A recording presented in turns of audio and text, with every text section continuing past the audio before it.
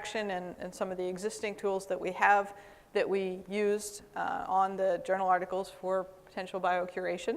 And that'll focus mostly on contextual patterns as well as bootstrapping techniques to acquire semantic dictionaries of terms. And then I'll talk to you very specifically about one project that we did for document triage related to biocuration, and then some recent exploratory work on semantic dictionary creation. And let me back up a second, say that right away this was joint work with a bunch of people. I have a couple of students at Utah who have worked on this over the course of the last few years, as well as various people at ISI Gully, at Hovey, and Karthik Ramakrishnan. So information extraction is a very broad term. It encompasses a lot of different things.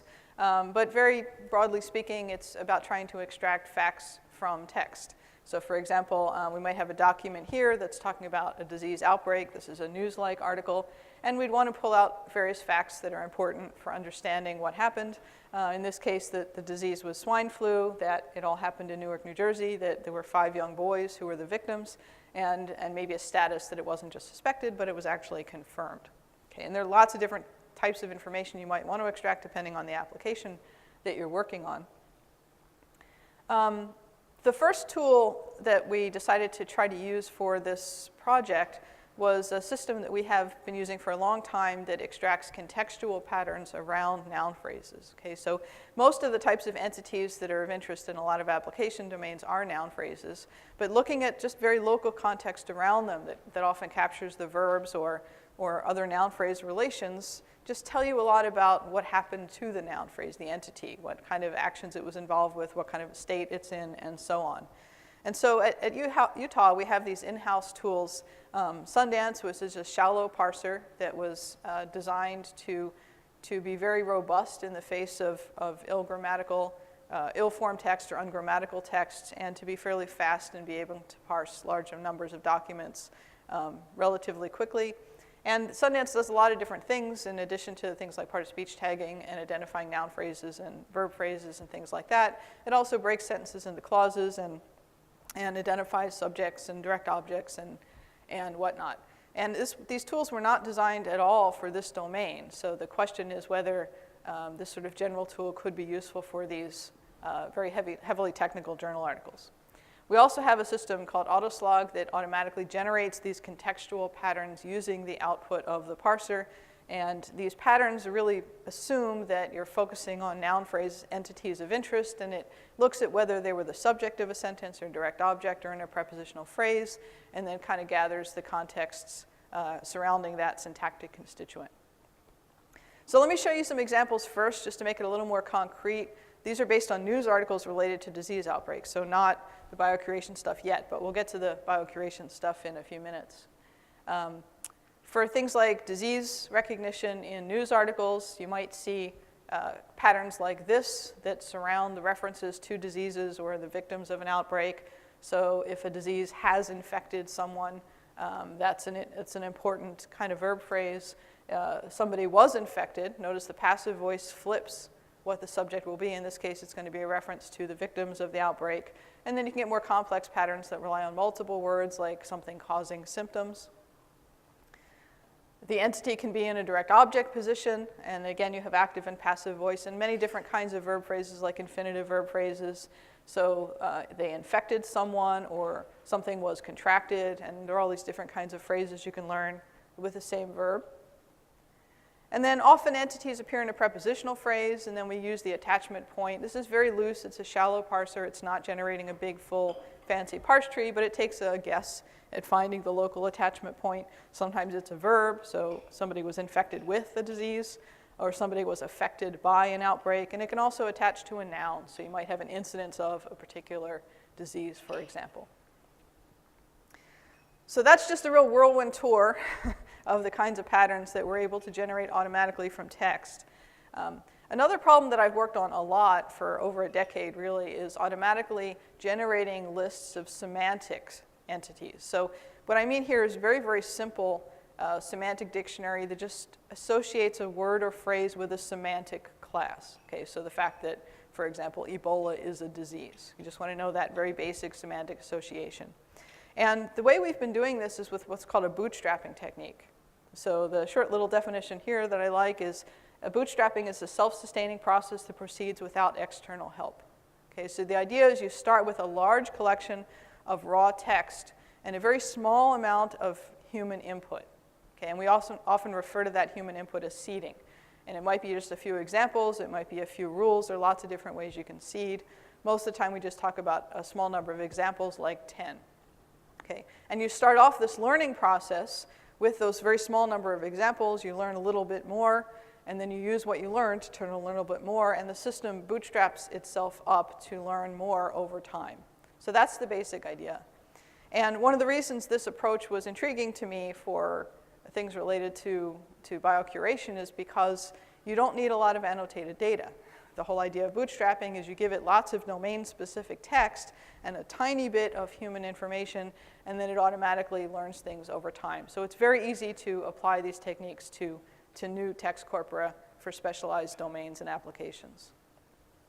So here's the picture, and that's what we'll be talking about, starting with large volumes of text in the domain. For our case, journal articles potentially relevant to MGI, and a small amount of human seeding. The other point I want to make about the semantic dictionary construction is that it's very, very useful for finding the words and phrases that are actually used in the data.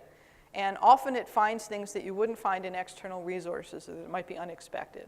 Okay, so again, just a reminder, I'm talking about semantics in a very shallow sense here. We just want to learn a very coarse association between a word or phrase and a semantic category, that dog is an animal, car is a vehicle, blogger is a human, and seaside, like we are today, is a location. Okay, that's what I mean here. And to give you an example of the domain-specific abilities that a bootstrapper has, I've been working recently on veterinary medicine texts. So these are actually a whole different kind of thing too. They're message boards, very informal, social media-like stuff where you see a lot of words that you didn't know they were words before you saw them. People get very creative with shorthand notations and abbreviations and informal stuff. Okay? And so, for example, when we apply these bootstrapping techniques there, it's hard to find a lot of animal words because you will see dog and cat, but you'll see a lot of different things. And we learned automatically that a word like G-Shep, that's the way a veterinarian will take a shorthand for German Shepherd. They don't want to type it all out. Lab is a short for Labrador Retriever, which of course could also be laboratory. They throw an X at the end of anything, and that means crossbred. So lab cross is Labrador cross. MN means male neutered. Mix is very frequently used to refer to animals, but I dare you to find a dictionary that defines mix as an animal. And patient, actually, in most dictionaries, means not animal. It means human. Okay, but in this domain, a patient means not human. It means animal. So you learn these things automatically as you go along, and that's really the potential power of the bootstrapping. One little quick thing I'll show you. One of the most common human terms in this corpus, the letter O. Anybody want to guess what that is? Yeah? All right. Gold star to Kevin. Yeah, so they just use the letter O to refer to owner, and they all seem to know what that means. Okay, so very, very briefly, this is the idea of how the bootstrapping works. You start off with your corpus of text and a small amount of human supervision. So we might give it, for example, 5 or 10 disease terms, like Ebola, flu, tuberculosis, cholera, and measles. And then the system goes in and generates those types of patterns I was showing you before around those noun phrases. Okay? And it identifies the patterns that are most highly correlated with these examples provided by the human. So it might tell you, for example, that, well, those 5 diseases occur a lot in these types of expressions, infected with, outbreak of, something has spread.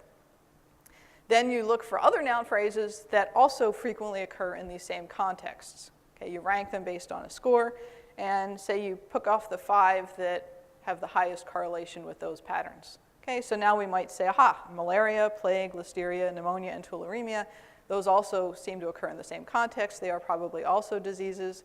You add them to your dictionary automatically. Now instead of 5, you have 10 examples, and then the process just repeats in this iterative fashion.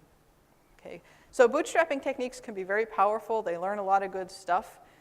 Their accuracy is never perfect, though. It is fully automated. That's a plus and a minus. And the accuracy does degrade over time. Okay, so it's sort of still a research question about when to stop. And actually using one of these things in a real application, I think probably the the right thing to think about was that you'd probably want a human in the loop to kind of figure out, which parts of the dictionary are reliable or not, or maybe separate the good from the bad. But they can go a long way in generating lots of potentially good terms with reasonably good quality with almost no effort at the start, just a small number of examples and a lot of text. Okay, so that's the whirlwind tour of the basic information extraction tools that we had available to us for this project. And then we started working on the document triage task. Okay, so our goal here is to identify texts in journal articles that may be within scope for MGI biocurators. Okay, and I'm not a biocurator, obviously, but it was explained to me that there's lots of these rules, and it's actually fairly complex and constantly evolving. But the rules for actually deciding whether a document is in or out can get fairly complex. We're not going to try to get into all the hairy details of that. That would be much deeper NLP. But the hope is that we can start to identify phrases in richer contexts that might give us better clues about whether a document is in or out and incorporate them into a text classifier to do a better job than just a simple bag of words model. So that's what we focused on, trying to identify smarter features to give a text classifier using our patterns and semantic dictionaries. And we started off by just automatically generating the patterns around the noun phrases, like I showed you before. So here's a simplified sentence from one of the journal articles to fit on a slide. Total RNA was isolated from the livers of 3 mice. Okay. And our tool would go in and generate one pattern for each of the noun phrases. So for the total RNA noun phrase, it would say, well, I see the verb isolated, and it's in passive voice. Okay, so maybe the phrase was isolated or has been isolated. That sort of context might be a useful one for this sort of task. Around the livers, it also sees the word isolated, but livers is in a prepositional phrase, so it would say, well, isolated from is the relevant context here that sort of tells you what happened to the liver or why the liver was important. The mice are also in a prepositional phrase, but here it would attach to the noun. So we generate the phrase livers of, that maybe just recognizing livers of is a valuable clue that you might want to consider during classification. Okay, so these are the basic types of patterns that we generated. And these patterns by themselves, I've tried using them in text classifiers before. They generally don't work a whole lot better than bigrams in the instance of disclosure here. They can get a little bit higher precision sometimes, but they're basically slightly more sophisticated bigrams. I mean, they have usually just 2 words, sometimes 3. You get a little bit more context, whether it's passive voice or active voice or attached in a certain way, but they're not a whole lot different. What I wanted to do is kind of go another step here and also incorporate in the arguments of these phrases. Okay? So we call these lexical extractions, and now we're going to pair the head noun of the noun with the context, and that's where the hope was that it could get a little more specific and identify valuable contexts. So for that same sentence here, for RNA, we still have the pattern was isolated, but now we're going to link in the head noun of that noun phrase as well. So we essentially get the pattern RNA was isolated, okay, in any form of passive voice. Okay, so I'm simplifying these here. I actually continued to write out passive VP and NP prep just to remind you all that there is some syntactic analysis underneath this. It's not just a bigram. But it really will match any form of passive voice. The second example was isolated from livers. Could be mouse livers or rat livers or zebrafish livers if they have livers. But that's, again, a more specific type of expression. And the last one would be livers of mice, okay, which would be distinguished from livers of something else. So that's all well and good, but actually before I go on, look how specific these are. These are now more like trigrams, okay, which can be very valuable in that they are more specific and getting at very specific context, but at the same time they're going to be fairly sparse. You're not necessarily going to recognize them that often. And so we wanted to try generalizing a little bit more too, to back off to using semantic features. And so we used the Basilisk bootstrapping tool to automatically build up dictionaries for these 8 different semantic categories. And here I want to acknowledge the help of Kevin, who helped us kind of vet these categories and gave us seed words as examples to use for each of these. And we ran our Basilisk tool and generated long lists of words for each of these semantic categories. The lists aren't perfect. It's a bootstrapping tool. It's automated. But for many of these categories, they were fairly good. And the hope was that they'd be good enough to be useful as features inside the classifier. And then what we did is we took those same sorts of features, but instead of using the head noun of the word, we backed off and used the semantic class representing the word.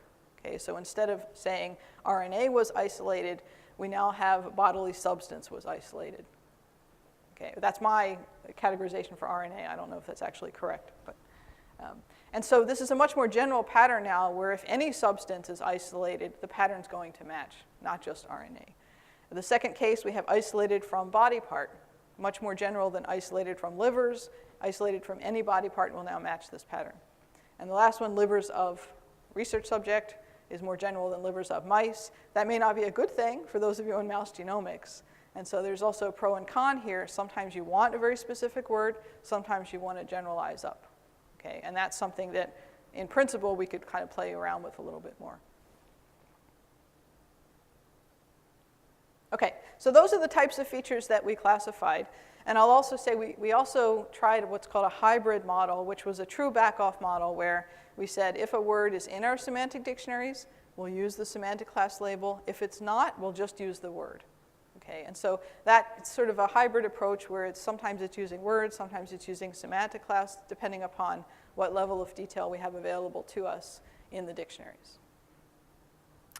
So for the triage experiment, we had almost 15,000 articles from 153 journals that are relevant to MGI. This is from the open access subset of PubMed. 981 of those articles were identified as having been in scope for MGI, so these were the in documents. Of the remaining 14,000 or so articles, we actually don't know whether they are truly out or whether they just weren't classified. So this is a noisy data set. The negative examples, we treated them all as negative examples, but many of them may not have been negative. We're not sure. And so all these results you have to keep in mind. This is certainly not a perfect data set. There were articles from the 153 journals that were listed. I don't know, Karthik gave them to us, but they were presumably things like, they're from PubMed, the open access. Right.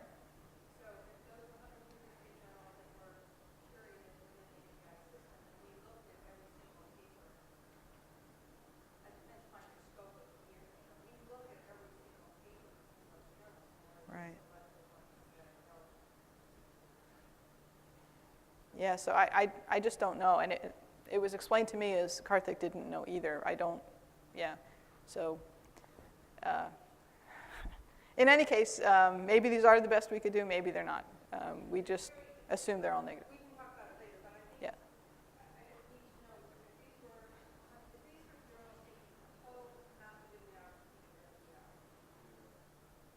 then they have it identified as well as the guy. Rather than being our master of the other.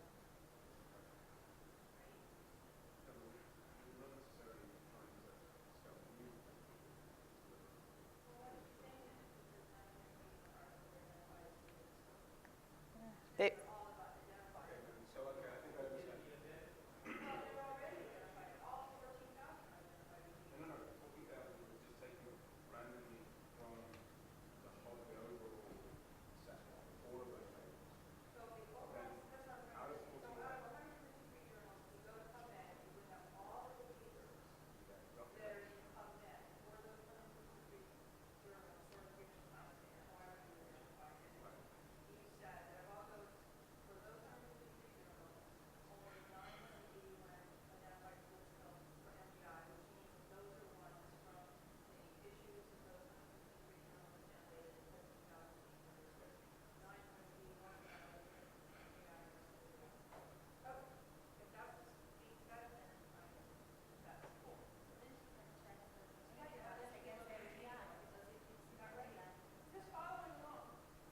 Yeah, I'm still not sure. I'm a little. We should probably move on, but I'm a little confused about what the difference is between. Okay. The issue is what your data set is. Right. And yours, what I'm understanding, Kelly was saying, or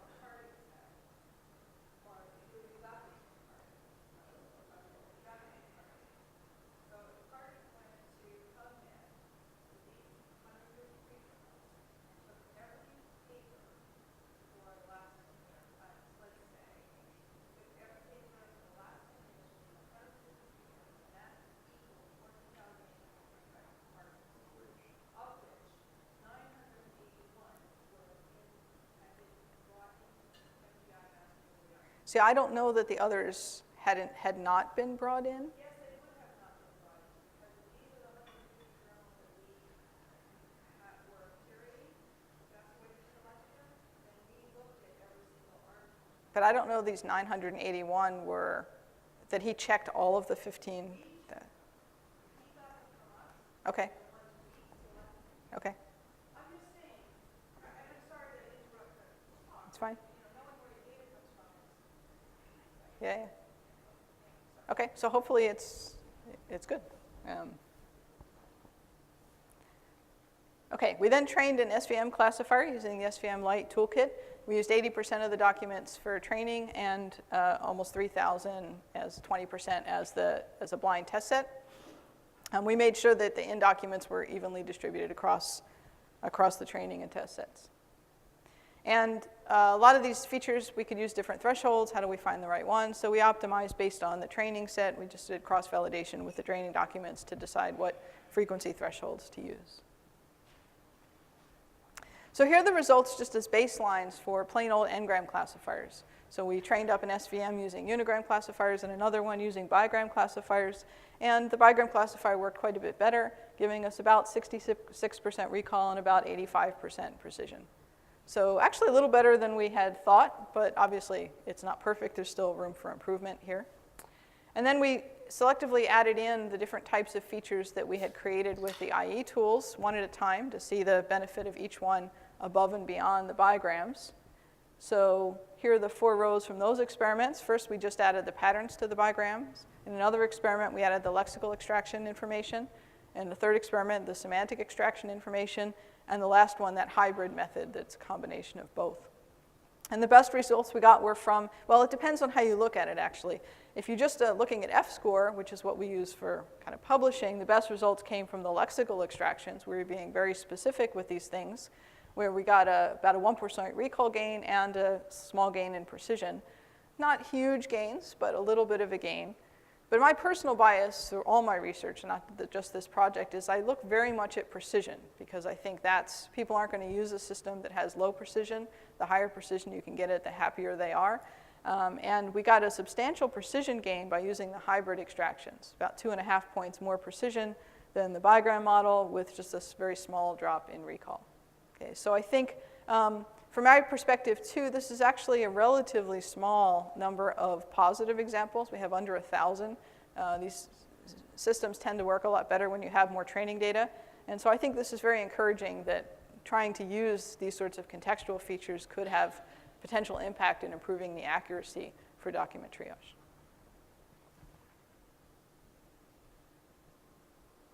Okay, the last thing I want to talk about is some exploratory work we've done recently on using Basilisk and just playing around with it and seeing what other types of features we might be able to generate for use in biocuration.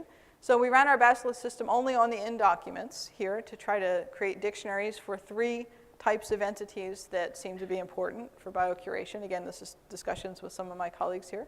I think Gully helped the most with this particular one. Cells, organs, and species were important types of entities to recognize, so we created dictionaries for those. And these are the seed terms that we used to get the system started. So it had the approximately 1,000 documents and then these example words to get the process started. And this is another interesting kind of thing we did. There are all these specialized tools for these sorts of journal articles that have been created through Genia and whatnot. And all the software I was talking about before was our own in-house stuff that wasn't created for these domains. So we assumed that it would do better if we start using these more specialized tools, and we started switching to them. So we used the Genia sentence splitter and Genia tokenizer. We had to create a few manual rules because we had a lot of white space problems in these extracted from the PDF documents. And then also Genia part-of-speech tagger. We also tried using a Genia-specific parser, and it didn't work as well for this type of work. And I think that's because we need a large number of different dependency relations. And these tools we ended up using, just the parser from Berkeley, it was paired up with the parser from Stanford to generate dependency relations, gives a much larger set of dependency relations. And that is useful for our semantic bootstrapping algorithm. So we had a lot of Genia-specific tools in here, but then used a more generic NLP parser. And then we trained no training, we ran the Basilisk system using the dependency relations, and then we created a few specialized patterns too to capture suffixes, which we thought might be useful for this task. And these are, couldn't fit 1 million words on a slide, so I just showed you the first, I think, 13 terms for each of these categories to give you a feel for what it can do. One of the things I'm hoping that will come out of this meeting today is just you guys will start getting more thoughts and ideas floating around in your heads into the ways in which NLP could be useful to you. So these are some of the words that we learned. The organs and species I recognize enough to feel that it's pretty high quality. Degrades as you go down the list, but still pretty good. The cells, I don't know enough of the terminology. There are obviously a few wrong examples, but it was learning a lot of good stuff, I think. We also used it to then just pull out the adjectives. Could these modifiers be useful in some way? You can pull out the full noun phrases. You get more meaningful expressions in some cases. You can distinguish the small intestine from the large intestine, for example, and so on. And we also looked at what kinds of patterns behind the scenes the system was using. So these are dependency relations now. And just real quickly, because I'm out of time, it's actually relying a lot on things like conjunctions, which you see a lot in some of these more declarative texts, and something we've seen before as well. So using a lot of different kinds of patterns, but not necessarily the ones you'd expect too. And I just would like to get feedback today, maybe later, if people have thoughts. I'd love to get thoughts on what kind of information you would really want us to generate. I don't have the insight about this problem area, the application, to know, are there additional types of concepts that people haven't been working on that you would like to see extracted? Could we start to summarize various things for you, experimental protocols and procedures? What was the reason for the experiment? What were the timeline of changes that were observed? What was the outcome expected or unexpected? Are there possible explanations for the outcomes being expressed in the article? I don't know, but I'd love to get thoughts from you all about what we might be able to do for you and how we could help you out. So that's all. Thanks. Thank you. Thank you. Any questions? We're running a little late, so maybe one or two. William?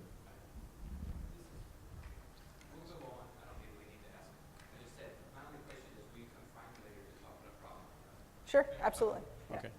Max, would you like to go on? Cool.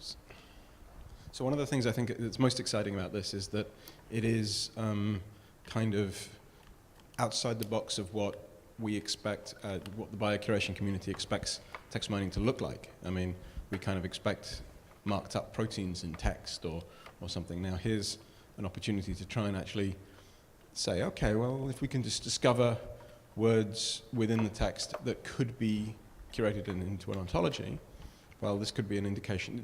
I mean, trying to discover terminology from the text itself is actually a kind of innovative idea that could produce benefit without, which is outside of the box of what we currently think of as NLP. Sorry, Cecilia. Yeah, I have one more question. So you show an example of a very simple sentence, right? But usually we find descriptions very complicated sentences with conjunctions, appositions, and so on. So do you use any simplifier for that, or? And it still works with all those? Yes, you show one, but it's still okay.